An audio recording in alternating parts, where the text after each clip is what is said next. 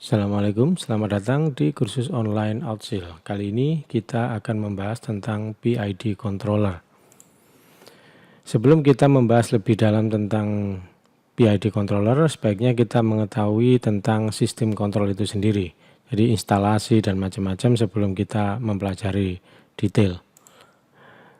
Ini adalah ilustrasi tentang instalasi perangkat kontrol untuk mengendalikan temperatur ruang bakar. Jadi seakan-akan kita mempunyai proyek tersebut adalah mengontrol suhu atau temperatur di dalam ruang bakar. Nah, gimana cara kita ngontrol? Pastinya kita membutuhkan sebuah sensor. Ini seperti lidah kita, digunakan untuk sensing atau mengindra temperatur. Kemudian masuk ke dalam, ini adalah PLC atau controller kita yang akan kita pelajari lebih jauh adalah ini controllernya. Kemudian akibat dari sensor ini, misalkan temperaturnya ini terlalu rendah, maka dia akan mengirim sinyal untuk mengontrol bahan bakar. Jadi bahan bakar ini dikontrol oleh sebuah katup. Katup ini di dalam katup ini biasanya ada servo, motor servo, sehingga sudut dari servo bisa diatur melalui sinyal BWM. Nah, sudut ini akan mengatur bukaan katup, sehingga bisa mengatur berapa jumlah bahan bakar yang dimasukkan ke dalam ruang bakar. Jadi seperti itu. Jadi ini adalah indra, ya, pengindra. Ini adalah action atau aktuator. Ya, ini sensor, ini aktuator. Jadi ada dua bagian penting di sini dalam sistem kontrol, yakni variabel kontrol dan variabel proses. Apa itu? Kita akan bahas selanjutnya. Apa itu variabel kontrol dan apa itu variabel proses? Jadi yang dinamakan dengan variabel proses adalah nilai yang dihasilkan oleh proses. Di sini prosesnya adalah proses pembakaran. Akibat pembakaran menimbulkan panas. Jadi ini adalah panas diukur oleh temperatur. Jadi besarnya energi panas itu diukur sama temperatur di sini. Temperatur ini adalah sebuah variabel, sebuah nilai yang dihasilkan oleh proses. Jika panasnya tinggi, maka temperaturnya juga tinggi. Nah, ini adalah variabel yang dihasilkan oleh proses pembakaran. Jadi ini adalah sebuah proses atau sebuah mesin atau sebuah sistem.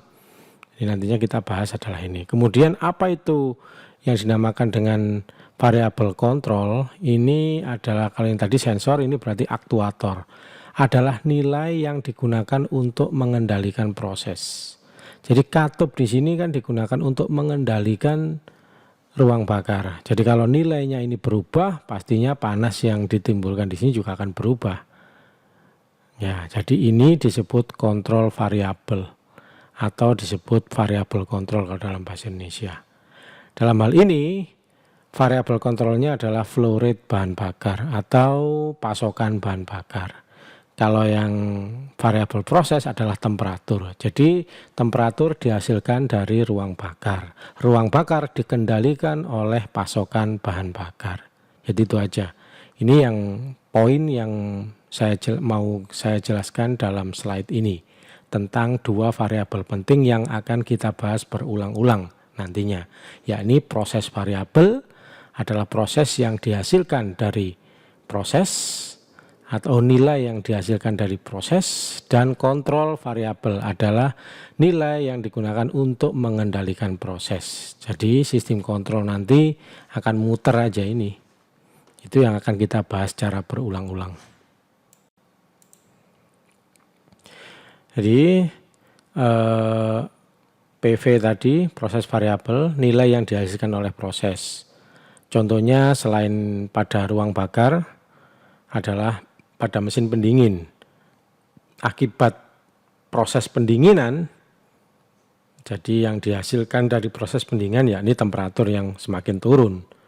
Kemudian biasanya kalau di dalam mesin pendingin itu yang digunakan untuk mengatur pendinginannya itu adalah frekuensi dari kompresor. Itu adalah kontrol variabelnya kalau dalam proses atau mesin atau sistem mesin pendingin. Kalau di motor listrik, PV-nya atau yang dihasilkan, nilai yang dihasilkan dari proses adalah RPM misalkan, kemudian dikontrol oleh sinyal PWM itu. Baik, sekarang kita akan lebih jauh membahas tentang sistem kontrol. Teknik untuk mengontrol suatu proses dibagi menjadi dua umumnya, yakni open loop tanpa check and recheck atau non feedback, tanpa feedback, dan yang satunya adalah closed loop dengan checking atau feedback. Jadi skemanya adalah seperti ini. Jadi kita mengontrol sesuatu yang dihasilkan adalah output, ya udah, kita nggak perlu ngecek outputnya sudah benar apa enggak perlu dicek. Contohnya adalah kita cek tentang kita mau mengontrol misalkan lampu, kecerahan lampu, ya udah kita kasih kecerahan lampu 50%, ya udah hasilnya seperti apa kita nggak butuh feedback atau nggak perlu ngecek, ya seperti itu adalah contohnya. Kemudian kalau closed loop atau dengan feedback, kita akan terus-menerus, kontrol ini akan terus-menerus mengontrol, misalkan di sini, oh temperatur seperti ruang bakar tadi, oh temperaturnya belum sampai 600, misalnya kita mau set 600, ternyata temperaturnya masih 400, maka controller akan bekerja terus. Ya, di sini set point adalah poin yang diinginkan. Misalkan temperatur, kita ingin ngontrol 600 derajat Celcius, berarti set pointnya adalah 600. Kalau PV atau temperatur yang dihasilkan kurang dari 600, kontrol akan bekerja, akan mengontrol CV atau kontrol variabel ini naik atau turun sesuai dengan PV yang dihasilkan. Kalau sudah PV-nya sudah sesuai dengan set point, maka dia akan cenderung konstan, tidak akan berubah CV-nya. Jadi seperti itu. Ini adalah ilustrasi yang memudahkan Anda untuk mengetahui perbedaan antara open loop sama closed loop. Kalau open loop seakan-akan kita misalkan melihat resep. Oh, kalau ingin membuat masakan yang pizza misalkan, asin, kasih asin sekali, kasih 10 tabur. Kemudian asin yang sedang-sedang saja 7 tabur, 5 tabur. Kita nggak perlu mencicipi. Yang penting kalau sesudah sesuai dengan takaran, ya sudah hasilnya pasti bagus. Nah, itu seperti itu. Itu adalah contoh dari open loop. Open berarti tanpa ada cek kembali. Kalau closed loop, ini kita masak pizza, kita kasih dulu, gak langsung 10 tabur, 1 tabur atau 2 tabur, dicek lagi. Oh, kurang asin, tambahin 1,5 sendok misalkan. Oh, masih kurang asin sedikit, tambahin lagi 1/4 sendok lah, seperti itu. Jadi pasti ada cek. Ternyata loh kok terlalu asin, tambahin air lagi atau tambahin apa supaya nggak terlalu asin. Pokoknya ini yang bagian kontrol. Ini ada feedback, di sini ada mekanisme gimana caranya hasil yang dihasilkan itu sesuai dengan set point. Misalkan di sini set pointnya adalah asin sedang, berarti dia di sini harus jeli di sini. Oh, asin sedang itu segini, harus ngeceknya harus jeli, seperti itu. Itu adalah sistem dari closed loop. Ya, ini ilustrasinya seperti itu. Ini mudah-mudahan ini dapat mempermudah kalian untuk memahami perbedaan. Jadi kita mau membahas kapan sebaiknya open loop itu digunakan dan kapan closed loop itu digunakan. Sisi sebelah kiri ini adalah tentang kontrol open loop, di mana tidak memerlukan feedback. Contohnya adalah kita ngatur kecerahan LED melalui PWM. Ya sudah, kita nggak perlu cek lagi kecerahannya menggunakan perangkat lain. Misalkan lagi motor AC tanpa beban ya, kita kasih frekuensi 60 Hz misalkan. Kecepatan motornya pasti segini. Nah, ini kalau tanpa beban.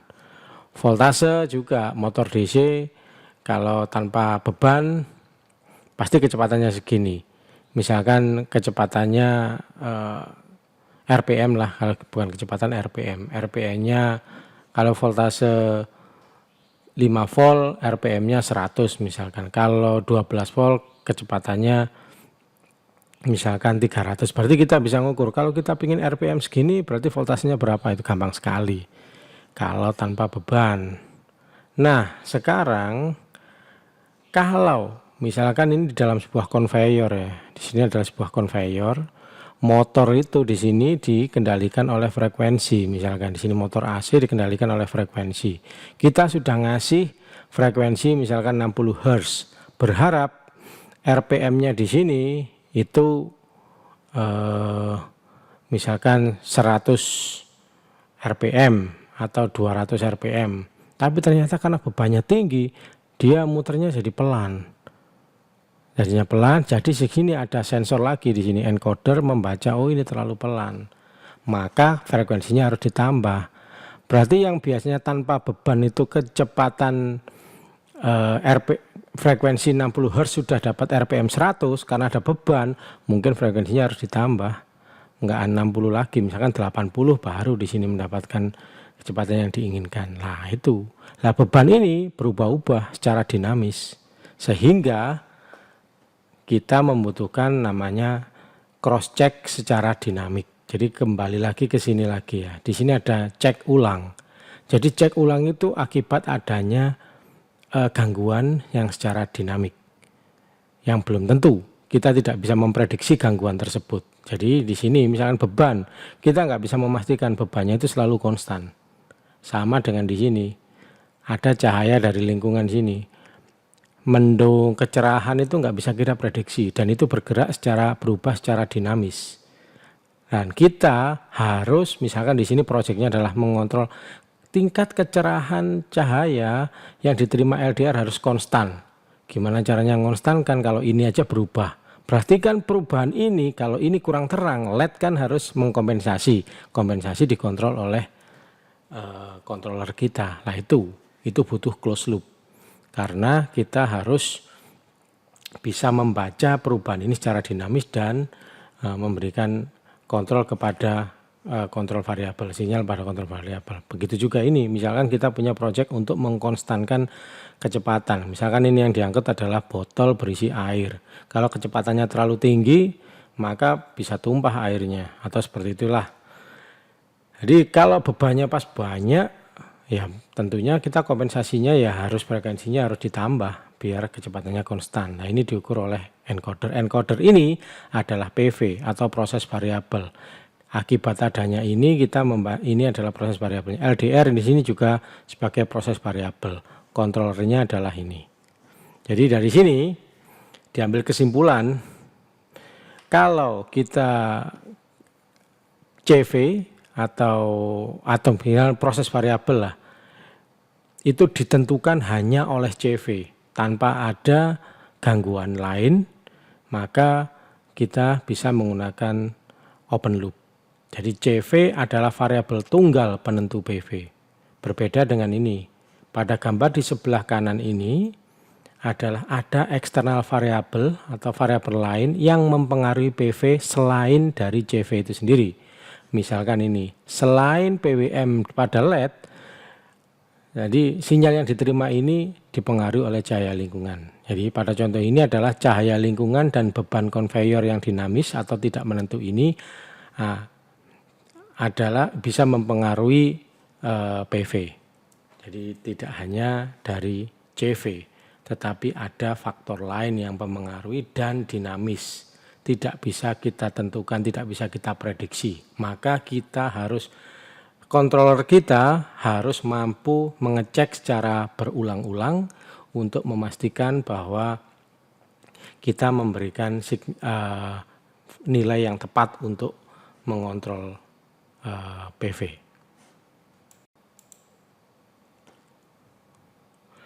Jadi kembali lagi ke gambar ini, open loop ini dapat kita gunakan jika PV dipengaruhi hanya oleh CV. Tentunya ini punya syarat, misalkan pada resep ini, kalau pingin asin sekali 10 tabur. Nah syaratnya garamnya harus merek ini ya, airnya harus merek ini ya. Nah, kalau garamnya berbeda saja mereknya, belum tentu 10 tabur itu asin sekali. Atau asin sedang misalkan 7 tabur, biasanya kalau merek kapal, cap kapal garamnya. Kalau garam merek 2 anak pintar misalkan, ya belum tentu 7 tabur. Mana yang lebih tepat ya? Paling tepat ya memang closed loop. Berarti ini syarat ini adalah kita tidak bisa membuat konstan garamnya. Berarti intinya ada eksternal variabel, yakni variabel merek garam di sini, merek air juga berpengaruh. Sehingga kalau misalkan ada eksternal variabel yang berpengaruh di sini yang mempengaruhi PV selain dari CV, maka closed loop harus digunakan. Karena kita harus cek terus. Walaupun kita sudah pakai 7 tabur, kalau misalkan garamnya ternyata garam merek yang kurang asin, ya belum tentu asin sedang itu butuh 7 tabur, mungkin bisa 8 tabur atau 9 tabur. Tetapi di sini ketajaman dari checker atau di sini tukang cek itu jadi krusial. Oleh sebab itu di sini PV ini, sensor ini harus benar-benar bagus. Kalau sensornya bagus, hasilnya juga kemungkinan akan bagus. Itu yang disyaratkan pada closed loop agar hasilnya lebih agar hasilnya bagus. Sekarang kita ambil contoh tentang proyek pendingin mesin. Buatlah sistem kontrol untuk membuat suhu oli yang keluar dari mesin dijaga konstan. Jadi ini ada sebuah mesin. Mesin ini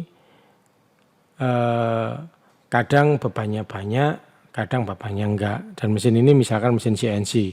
Ini akan menimbulkan panas. Kalau kerjanya banyak, panas yang ditimbulkan akan besar. Kalau kerjanya nggak banyak ya pasti nggak, panas yang ditimbulkan juga nggak akan besar. Dan ini tidak bisa kita prediksi. Misalkan mesin CNC, kadang pas order banyak, mesin bekerja dengan sangat intens sehingga panas yang dihasilkan akan tinggi. Oke, panas ini akan keluar dari mesin ya,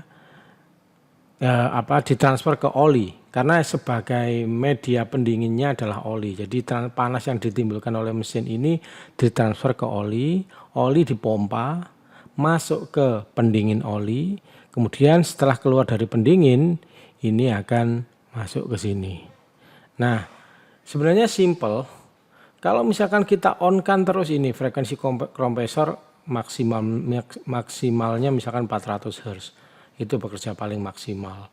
Oke, kita on-kan terus. Saat ini bebannya itu enggak banyak. Kalau kita membuat ini temperaturnya pendinginan ini dingin sekali, maka akan mubazir. Ini keluar masih dingin, kita dinginkan lagi. Keluar lagi masih dingin. Padahal di sini enggak berubah. Enggak banyak pekerjaan, jadi enggak banyak panas yang ditimbulkan. Nah, ini yang proyek ini kita harus mengontrol temperatur saat keluar dari mesin dijaga konstan. Keluar mesin itu yang warna merah ini ya. Misalkan kita jaga keluar dari mesin ini harus kita jaga 30 misalkan. Jadi berapapun panasnya di sini, maka yang keluar harus konstan 30. Kalau yang dijaga adalah input di sini gampang. Masuknya di sini kita tinggal baca, oh kalau suhu temperatur di sini itu segini, kita kasih power segini maka keluarnya suhunya pasti segini. Gampang kalau yang diatur adalah yang di sini. Tapi kalau yang diatur di sini, ini kan sebelum melewati ini. Misalkan kita ngatur di sini suhunya 20. Setelah melewati ini ternyata panasnya sangat tinggi. Maka yang di sini juga akan ini lagi karena bebannya tinggi ya, maka ini akan panas sekali. Nah, ini akan bekerja tidak kontrol kita tidak akan bisa bagus. Oleh sebab itu biasanya pada mesin pendingin itu yang dikontrol adalah keluar dari mesin. Jadi kita menjaga PV di keluar mesin ini adalah konstan. Kita tahu bahwa di sini adalah beban berubah-ubah secara dinamis. Kita tidak bisa memprediksi. Sehingga kita PV ini dibaca oleh sebuah kontrol yang akan kita rancang, kemudian ini akan mengontrol JV untuk mengontrol outputnya berupa frekuensi dari kompresor. Kalau frekuensinya 400 Hz maka dia akan bekerja maksimum. Nah, Kira-kira sistem apa yang Anda pilih, open atau closed loop? Ya udah jelas kalau ini, jawabannya pasti closed loop. Karena kita tidak bisa memprediksi dinamika perubahan beban di sini. Nah, inilah yang membuat kenapa kita harus belajar tentang closed loop control. PID adalah salah satu sistem kontrol berjenis closed loop. Nah, ini salah satu ya, masih banyak sebenarnya sistem kontrol untuk closed loop, macam-macam closed loop itu. Kalau saya jelaskan nanti kita malah tidak fokus ke tujuan. Jadi saya hanya menyebutkan bahwa banyak contoh sistem kontrol yang lain, tapi PID adalah salah satu yang akan kita pelajari. Jadi salah satu jenis closed loop yang akan kita pelajari secara detail. Jadi ini adalah project, misalkan seperti ini, kita membuat sebuah closed loop, jadi ini PID controller digunakan untuk mengontrol seperti ini. Baik, kita masuk ke detail tentang PID controller. PID adalah kependekan dari proporsional integral derivatif. Apa itu? Mari kita masuk di sini. Jadi closed loop berarti salah satu jenis closed loop ya, PID itu pasti ada cek ulang. Jadi prosesnya seperti ini, ada sebuah proses, pengontrolnya adalah CV, hasil dari proses adalah PV, dibaca oleh sensor, dicek ulang oleh controller. Controller ini itu mengecek perbedaan dari nilai yang diinginkan atau set point. Misalkan kita ingin set temperaturnya segini, hasilnya aktualnya berapa, kita cek perbedaannya berapa. Kemudian controller ini akan mengontrol atau mengendalikan nilai CV agar perbedaannya minim. Ya, jadi agar sesuai. Sebagai contoh prosesnya di sini kita buat sebuah yang paling gampang seperti ini adalah air dipanaskan oleh electric heater ya. Electric heater ini tersambung oleh solid state relay. Jadi sebuah relay. Jadi untuk mengontrol tenaganya ini, panas yang ditimbulkan ini kita pakai SSR. SSR ini dikontrol oleh frekuensi saja. Jadi kalau frekuensinya tinggi, SSR-nya akan mati nyala secara cepat sehingga panas yang ditimbulkan semakin tinggi. Kemudian di sini ada sensor suhu sebagai hasil, sebagai PV. Dan di sini ada dinamika, yakni sebuah angin. Ini adalah beban yang kita tidak bisa mengontrol. Kalau anginnya tinggi, maka dia kecepatan turunnya tinggi. Nah, itu mengapa kita membutuhkan ini. Closed loop adalah karena ada ini tadi. Jadi kita akan membahas yang warna biru ini, kontrol ini. Misalkan set point diisi dengan nilai 50 derajat Celcius. Maka PID controller akan mengubah-ubah nilai CV secara otomatis agar nilai PV konstan 50. Jadi kalau ini set point kita isi 50, PV ini masih belum 50, controller pasti akan ngatur CV. Misalkan masih kurang, temperaturnya kok belum 50 ya, masih 30, berarti ini akan frekuensinya akan dipercepat sehingga panas yang ditimbulkan semakin tinggi biar mencapai ini. Kalau sudah 50 ya sudah sesuai dengan set point, nah, maka dia akan mungkin konstan di situ. Kalau lebih ya gimana? Ini adalah reaksi dari controller terhadap perbedaan yang ada. Jadi ini hasil cek dianalisa sehingga perbedaannya dengan set point yang diinginkan, tidak sesuai, terjadi perbedaan. Controller ini harus adaptif atau mengontrol nilai CV ini berdasarkan perbedaan yang ada. Mekanisme kontrolnya gimana? Lah itu yang akan kita pelajari selanjutnya.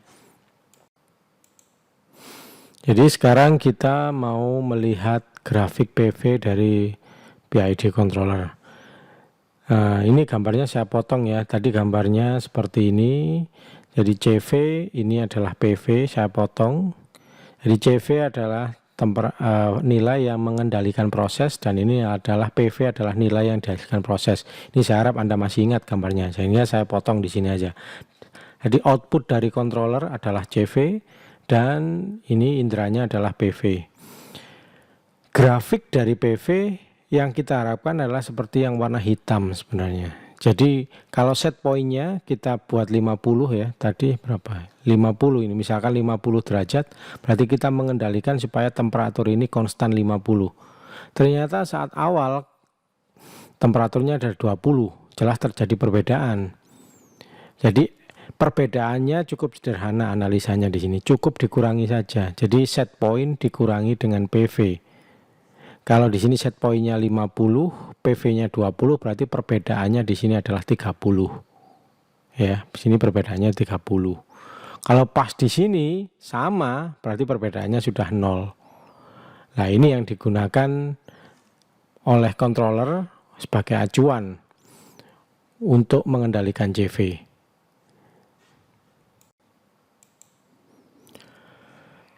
Ya, ini perbedaan ini jadi acuan untuk mengubah nilai CV. Jadi rumusnya tadi perbedaan sama dengan set point, nilai yang diinginkan ya, set point itu dikurangi dengan PV aktual, temperatur aktual atau proses variabel secara aktual. Saat di titik ini, awal-awal terjadi kontrol ini, suhunya masih 20, set pointnya 50, berarti perbedaannya 50 dikurangi 20 adalah plus 30. Ya 50 kurangi 20, 30. Tetapi saat misalkan berada pada posisi ini, temperatur aktual melebihi set point, nilainya adalah misalkan di sini 60 ya, PV-nya 60, berarti 50 dikurangi 60 minus 10. Jadi perbedaan bisa mempunyai dua nilai, yakni positif dan negatif. Kalau masih di bawah set point itu positif, di atas set point adalah negatif.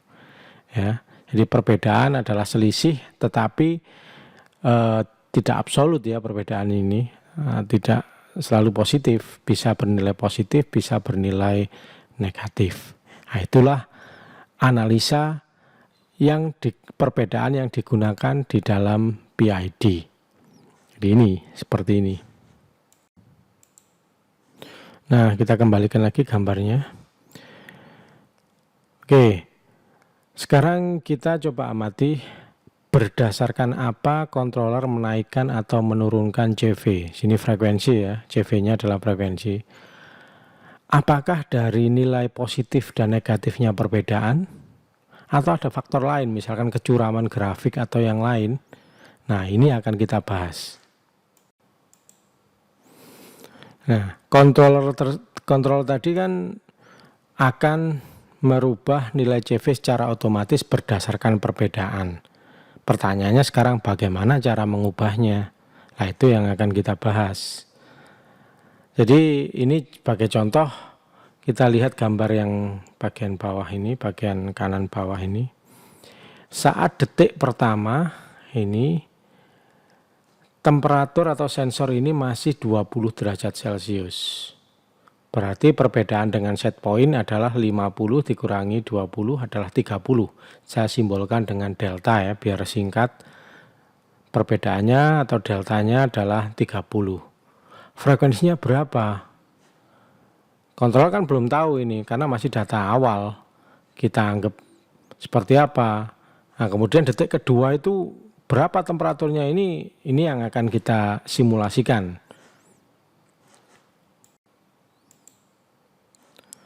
Nah, ini yang akan kita simulasikan. Misalkan di suhu awal detik ke-1 ya, ini suhunya 20. Kemudian deltanya 30. Kita ambil misalkan kontrolernya, kita ambil konstanta pengali aja. Kita nilainya sembarang, terserah kita. Tapi dalam contoh ini saya ambil 20 ya nilainya. Berarti ya frekuensinya ini maksimum 1000 Hz misalkan. Berarti kalau konstanta pengalinya ini 20, perbedaannya tadi 30 ya. Berarti konstanta dikali beda. 20 kali 30, 600. Berarti saat detik pertama kita kasih frekuensinya adalah 600. Frekuensi dari heater tadi, pemanas. Tentunya dia akan naik kan. Akan semakin panas. memanaskan air. Kemudian detik kedua memang benar-benar ternyata panas. Suhunya naik ya menjadi 35. Tadinya berapa? Sudah lupa, gambarnya sudah hilang. Nah ini 35. Berarti sekarang perbedaannya berapa dengan set point? Ya 50 kurangi 35, sekitar 15. Kemudian selanjutnya kita kasih pengali tadi kan 20 konstan. Kita kalikan dengan beda. Frekuensinya kita turunkan. Tadi kan berapa? Tadi 600 ya, sekitar 600. Masih ingat saya. Ini 300. Karena sudah perbedaannya sudah turun, jadinya ini diturunkan 300. Oke, selanjutnya naik lagi menjadi 48. Perbedaannya semakin sedikit, 2.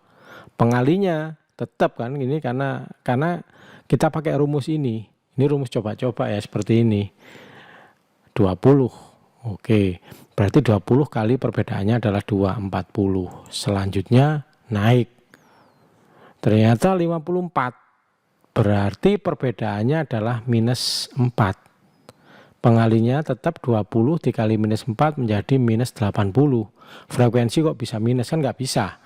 Jadinya ini harus heaternya 0. Frekuensinya 0 atau mati. Akibatnya turun. Tapi karena angin atau mungkin di situ blowernya tidak bekerja maksimum, jadinya turunnya nggak signifikan. Jadinya turun cuman menjadi 52. Jadi sini set pointnya tadi kan 50. Jadinya tetap minus 2 perbedaannya. Sehingga frekuensi selanjutnya adalah 20 dikali minus 2 minus 40, tetap 0 atau tetap mati heaternya. Kemudian turun lagi sampai 46. Nah, perbedaannya jadi 4. Sehingga controller ini akan otomatis kan harus mengendalikan CV. CV-nya dikendalikan dengan nilai pengali adalah K tadi kali perbedaan 20 kali 4 80. Akibatnya naik lagi. Nah, naik lagi di sini menjadi 53. Perbedaannya jadi minus lagi. Berarti berhenti lagi di sini.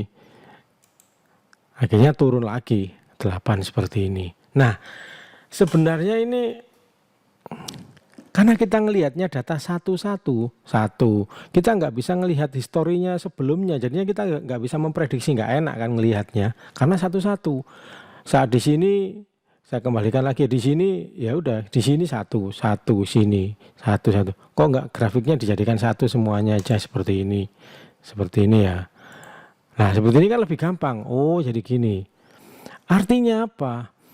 Kalau kita membaca data satu persatu di sini, itu kita nggak bisa memprediksi, oh ini kecuramannya berapa. Tadi kita menggunakan pengali ya, K 20 dengan perbedaan saat itu. Jadi ini adalah perbedaan pada detik ke-1 ya. Ini perbedaan pada detik kedua 15 ini.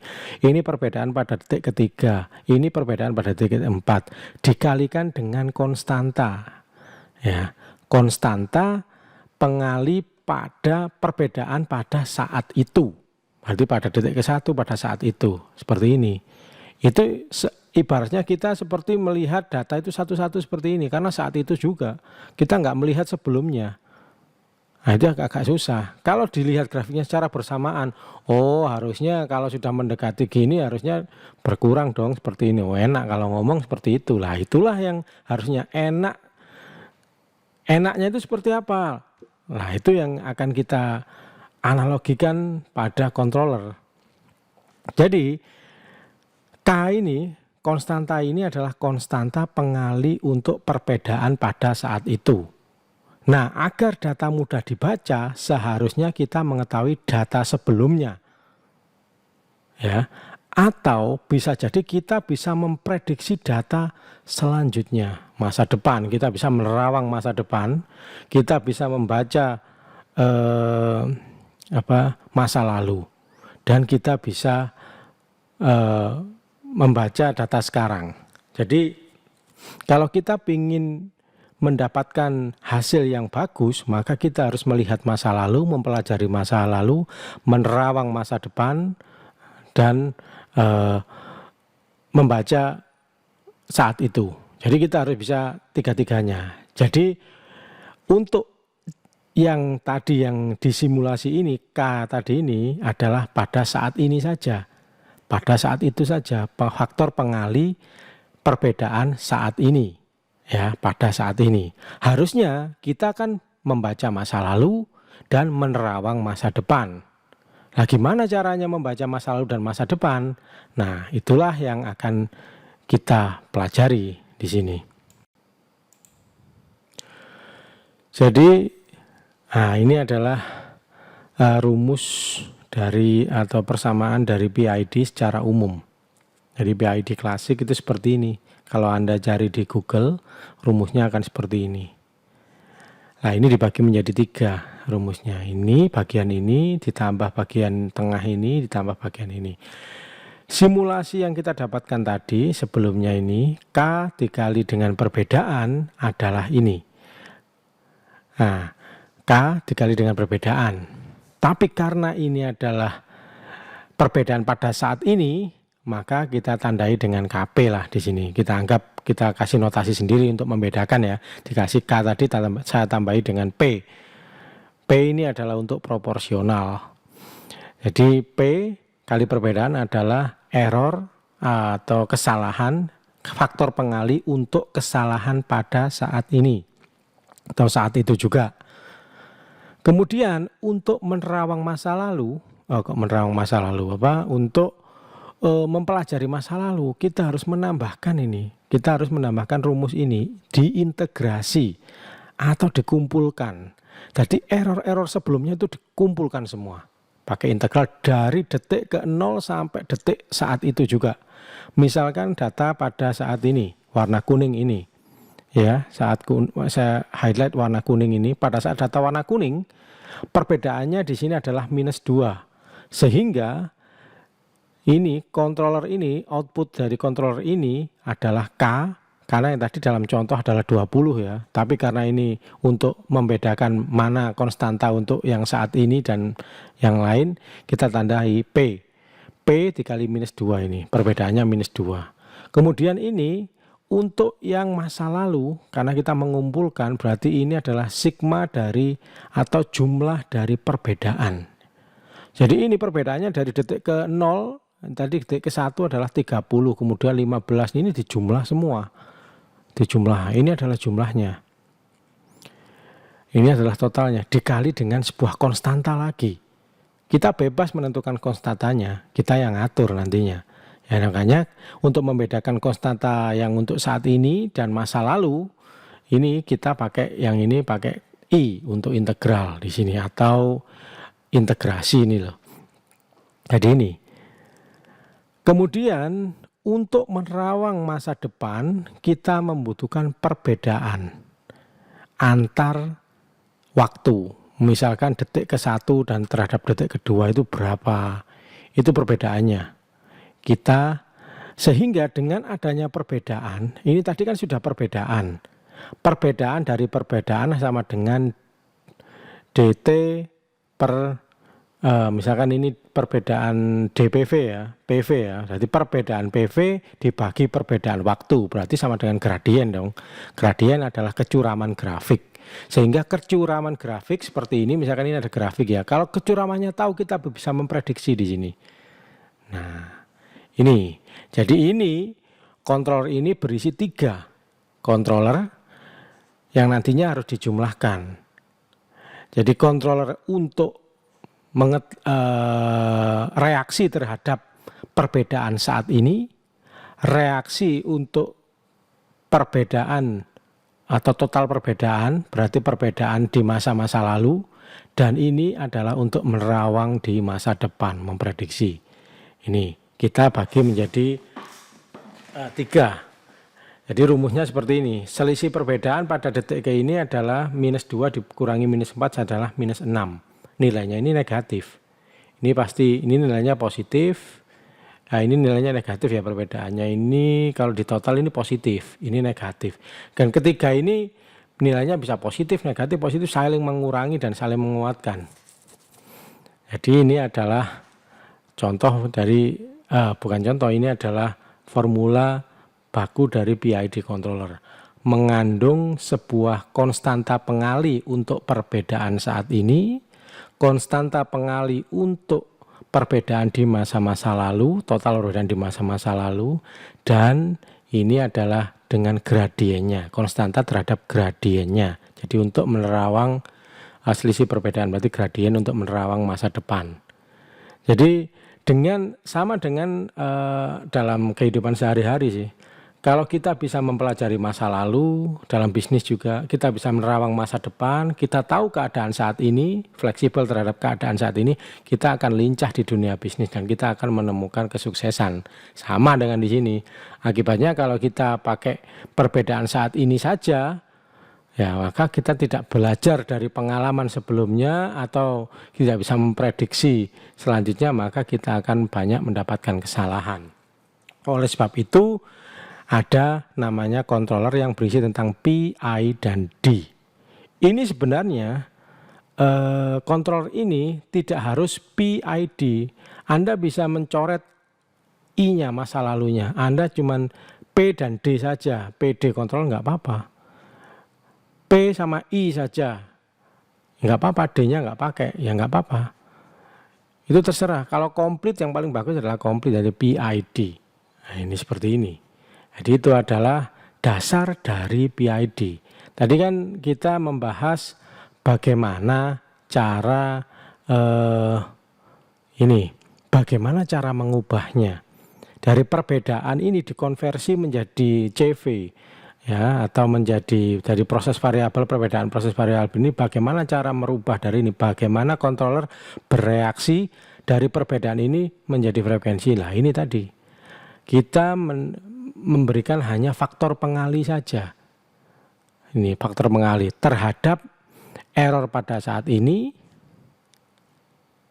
error pada total error pada masa lalu, dan perbedaan, sehingga kita bisa mengetahui masa depan. Jadi itu saja. Itulah dasar dari PID.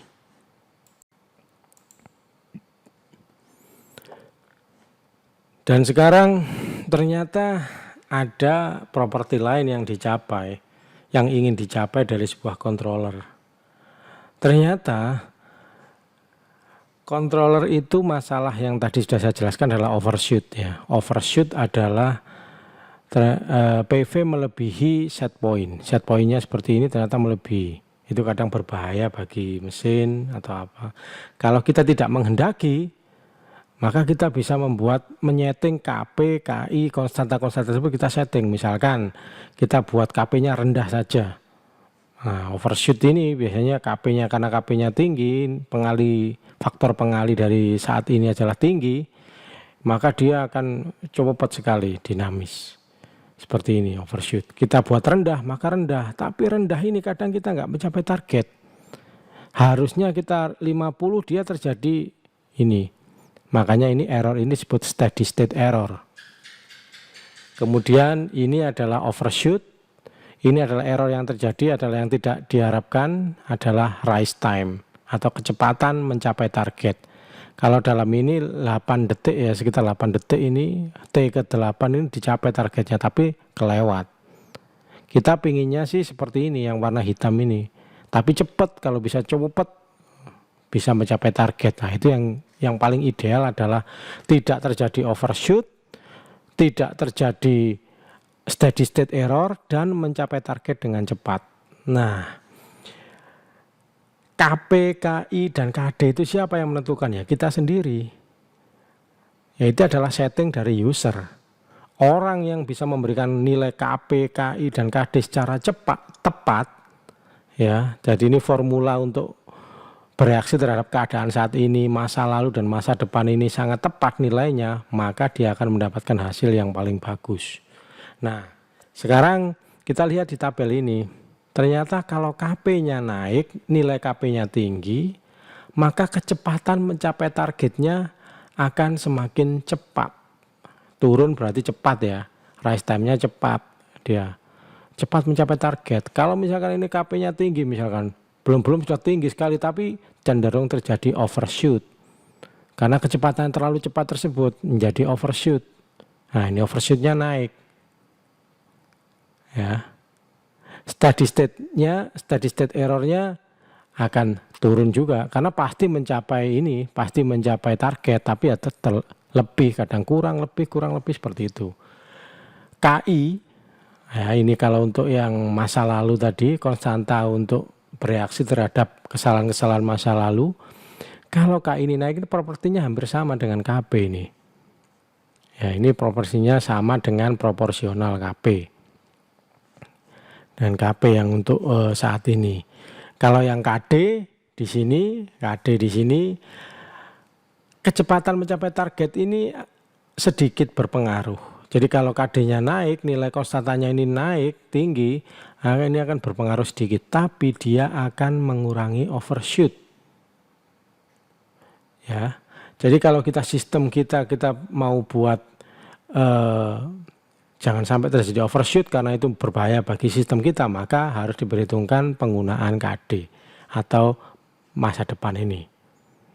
Karena ini bisa dicopot-copot ya. Ini kita nggak pakai ini dan ini saja, itu bisa. Kita maksudnya nggak pakai I, kita pakai KD saja, KP dan KD bisa. K dan I saja, P dan I saja bisa. Terus kemudian dan KD ini tidak berpengaruh terhadap steady state error atau terjadi tidak mencapai target. Ini tidak berpengaruh.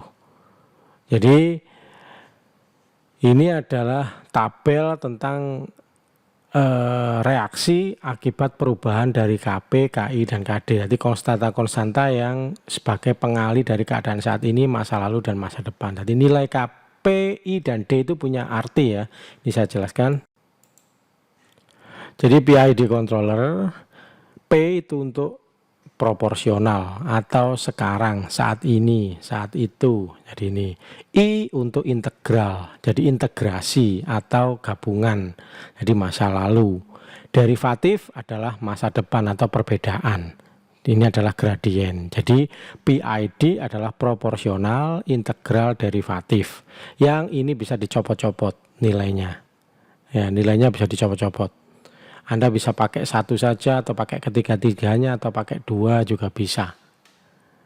Jadi ini gampang sekali sebenarnya tadi, cuman ada konstanta pengali saja tapi dikalikan dengan perbedaan sekarang, masa lalu dan masa depan. Ini bisa dicopot-copot sehingga di sini sensor ini, proses ini, kontrol ini mengendalikan CV. Hasilnya dibaca lagi oleh sensor, kemudian dianalisa lagi. Oh, perbedaannya seperti ini. Nah, ini akan bereaksi. Reaksi ini cara merubah perbedaan. Bagaimana cara merubah perbedaan menjadi CV ini adalah PID control tadi. Apakah perbedaan itu harus set point dikurangi PV? Apakah harus seperti ini? Mungkin Anda kalau belajar PID di referensi-referensi yang lain, umumnya adalah perbedaan adalah SP dikurangi PV ya. Tapi itu tidak mesti seperti ini. Nah, mungkin Anda yang sudah belajar PID sebelumnya mungkin agak kaget loh. Kok bisa nggak seperti ini? Jadi perbedaan atau delta, simbol delta ini tadi ya, tidak harus set point dikurangi PV. Karena sebenarnya tipe controller ada dua, yakni direct acting controller dan reverse acting controller. Jadi kalau pada direct artinya searah. Kenaikan searah itu artinya apa? Di sini kenaikan perbedaan ya mengakibatkan kenaikan CV. Oh, itu searah. Bagus itu. Oh, enggak apa-apa, itu berarti SP dikurangi PV.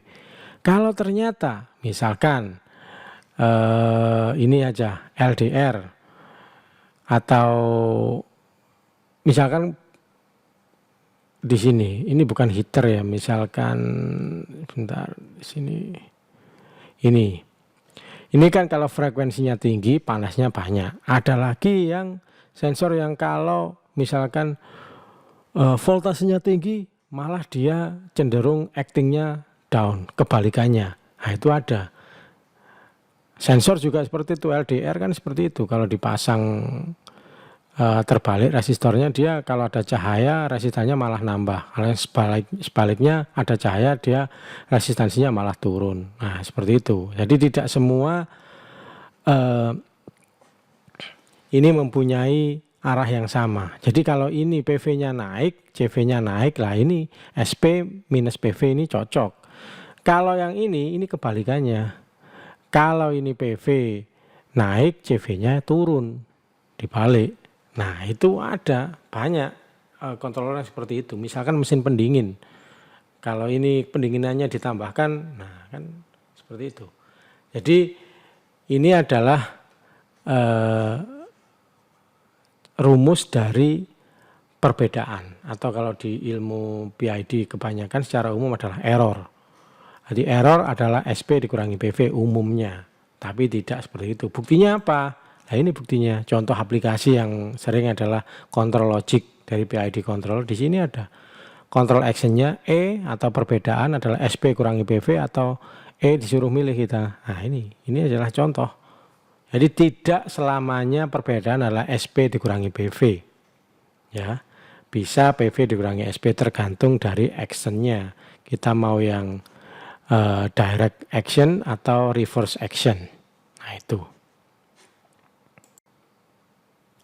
Kemudian di dalam outsil apakah bisa di setting nanti kita pakai direct action atau reverse action? Oh enggak. Outsil untuk sementara ya, mungkin bisa berubah juga instruksinya. Kita pakai SP kurangi PV saja. Tapi kita juga punya metode pembalik lagi di sini pada instruksi scale, nanti akan dijelaskan di bagian akhir.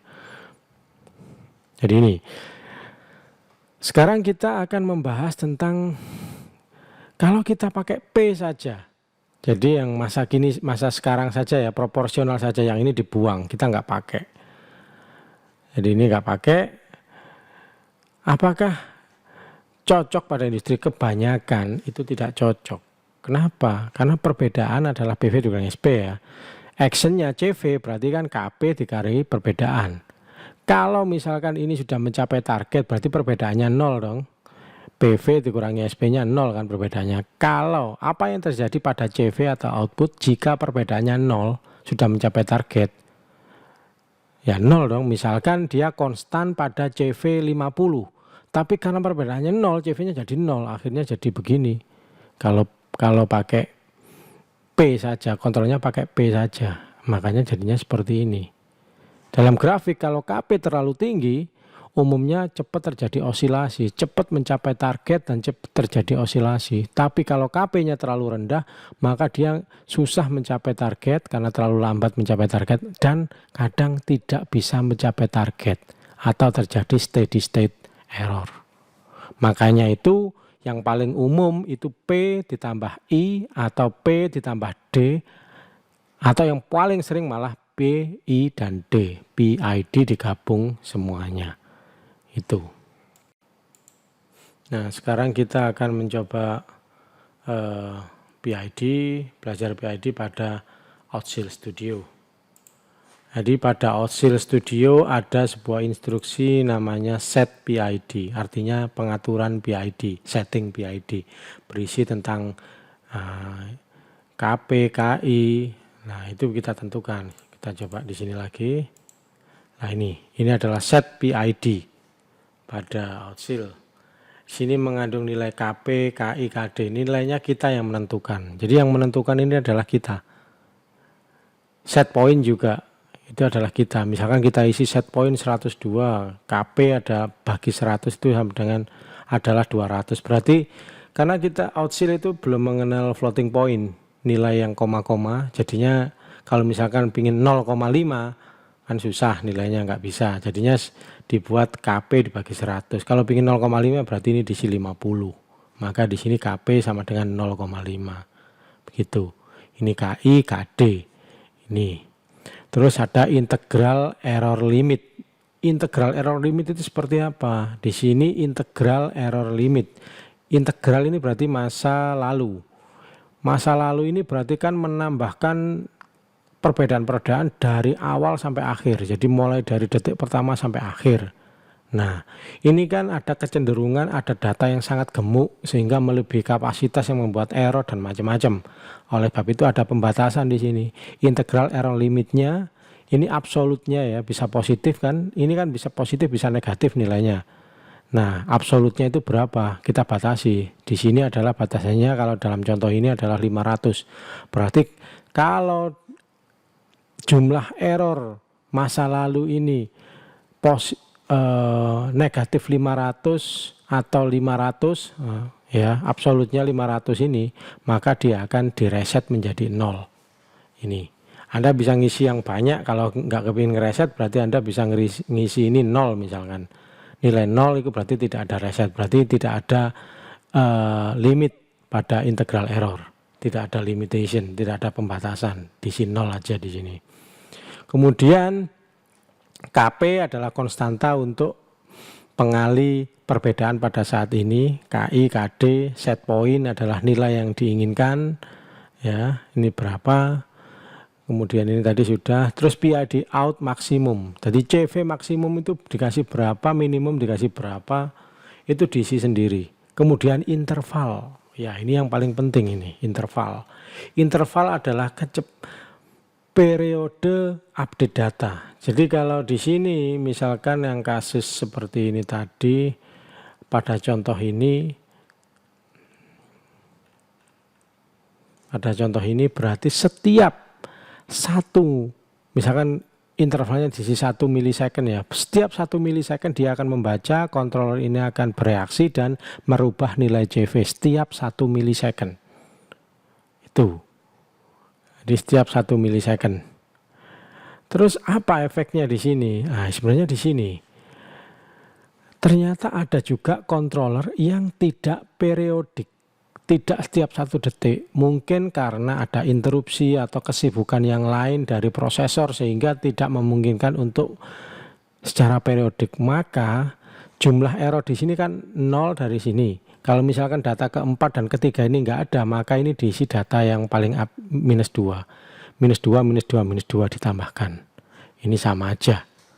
Tapi yang paling mudah adalah secara periodik, sehingga rumusnya gampang. Otsil menggunakan cara periodik. Jadi pengambilan sampel data dan action untuk merubah CV dilakukan secara periodik dan ditentukan pada setting. Di sini ada setting diisi 1 milisecond intervalnya. Berarti setiap 1 milisecond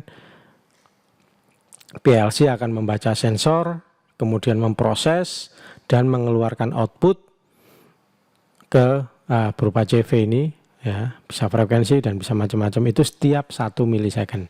Kalau Anda ingin datanya lambat, nggak ingin terlalu cepat ya diisi 1000 milisecond nggak apa-apa. 10.000 milisecond juga bisa. Batasnya sampai 16 bit signet sign nilai positif negatif ya. Jadinya paling tinggi itu sekitar 32.000 lah plus minus. Itu intervalnya bisa 32.000 milisecond.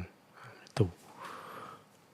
Jadi ini adalah set PID atau instruksi pengaturan PID pada Otsil. Berisi tentang nilai KP, KI, KD, pembatasan jika ini nilainya gendut atau pembacaan masa lalunya terlalu banyak. Kalau membaca masa lalu banyak kan bisa stres, prosesornya stres, makanya harus ada pembatasan. Kalau terlalu banyak datanya reset, nilainya ini jadi 0 lagi. PID out atau CV maksimum dan minimum bisa bisa di setting atau diatur. Begitu juga interval. Saya kira interval ini sudah saya jelaskan semua sebelumnya, saya harap Anda mengerti. Jadi ini adalah contoh yang ada instalasinya ya. Ini misalkan kita pakai sensor LM35. Ya. Sebagai pendeteksi ini sensor suhunya pakai LM35. Saya lihat datasheet, ternyata setiap kenaikan 1 derajat Celcius maka voltase LM35 itu naik 10 mV. Jadi kalau 10 derajat Celcius berarti 100 milivolt. 50 berarti 500. Jadi ini datanya ini. Kemudian di Outsil PLC itu ADC-nya cuma 10 bit dengan input maksimum 5 volt atau 5000 milivolt. Yang artinya jika voltase yang masuk PLC adalah 0, maka dia akan terbaca oleh ADC, analog digital converter, dibaca 0. Kalau datanya 5000 atau 5 volt, maka akan dibaca 1023. Berarti kalau data yang masuk ke PLC itu setengahnya misalkan 2500, berarti di sini adalah separuhnya dari 1023, yakni 512. Ya. Kemudian kita kembali lagi ke sini, sensor yang kita pakai adalah LM35. Ya. Setiap kenaikan 1 derajat Celcius adalah 10 milivolt. Jadi kalau ini suhunya 50 derajat Celcius berarti 50 kali 10 500. Ya. 50 derajat Celcius berarti voltase yang dikeluarkan LM35 adalah 500 milivolt. Ya, 500 milivolt di sini. Nah, 500 milivolt ini dibaca berapa oleh PLC? Ternyata ini data maksimumnya aja 150 ya. Artinya 150 dikali 10 milivolt berarti 1500. Walaupun temperaturnya sudah maksimum, voltasenya itu belum sampai 5000. Artinya dia hanya dari 0 sampai 150 derajat Celcius ini terbaca dari 0 sampai 300 doang. Nggak sampai 1023. Artinya kalau kepingin full scale, datanya bandwidthnya agak lebar, harus ada penguat pakai operational amplifier.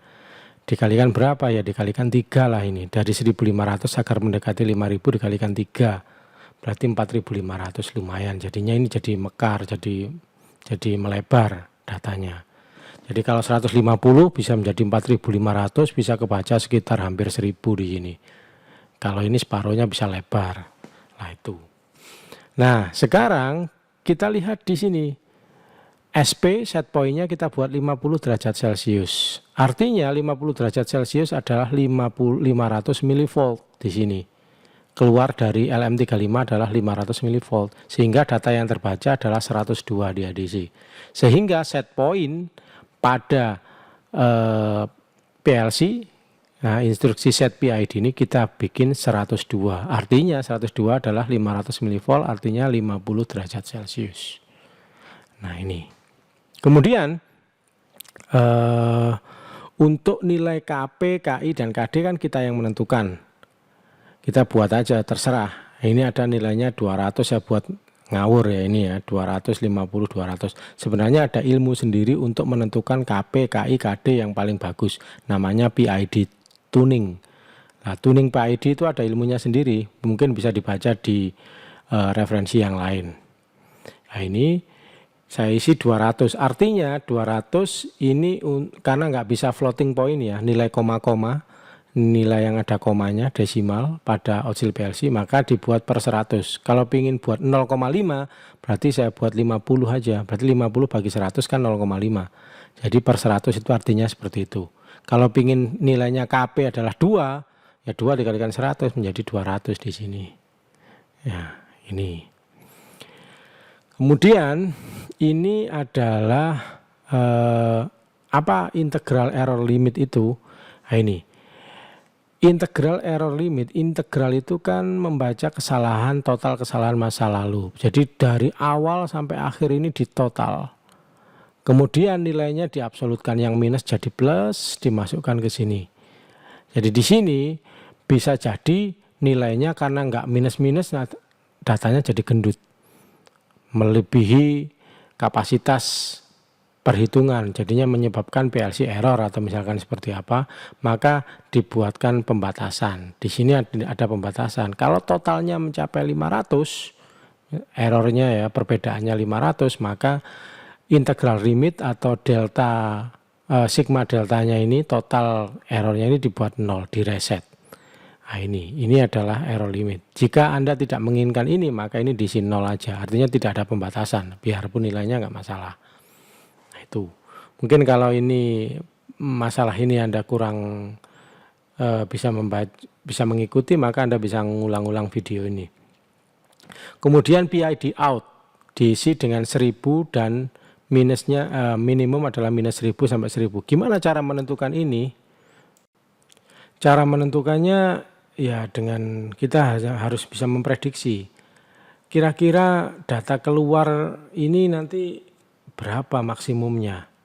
Jadi yang di sini loh, ini kan KP-nya kita buat tadi di sini 2, 0,5, 2. Perbedaannya berapa sih? Maksimumnya berapa kira-kira?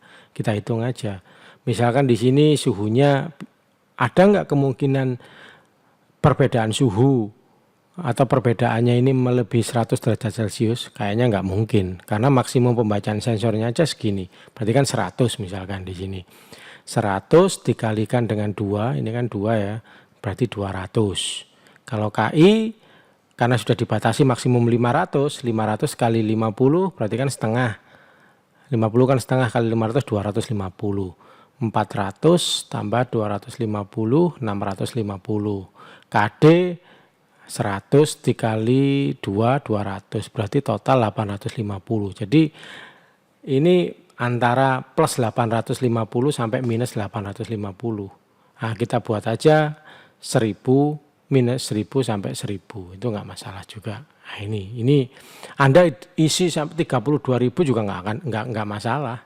Yang penting nanti dari sini ada pemetaan. Pemetaan menjadi frekuensi. Jadi minus 10, minus ini, minus 1000 ini dipetakan menjadi 0 Hz misalkan. Kalau yang full ini diisi dengan 400 Hz. Ini namanya pemetaan lurus. Ini menggunakan instruksi scale. Nah ini instruksi scale. Instruksi scale adalah seperti ini. Anda bisa belajar sendiri di sini scale. Nah nanti kalau misalkan tadi kan harusnya ada ini reverse action.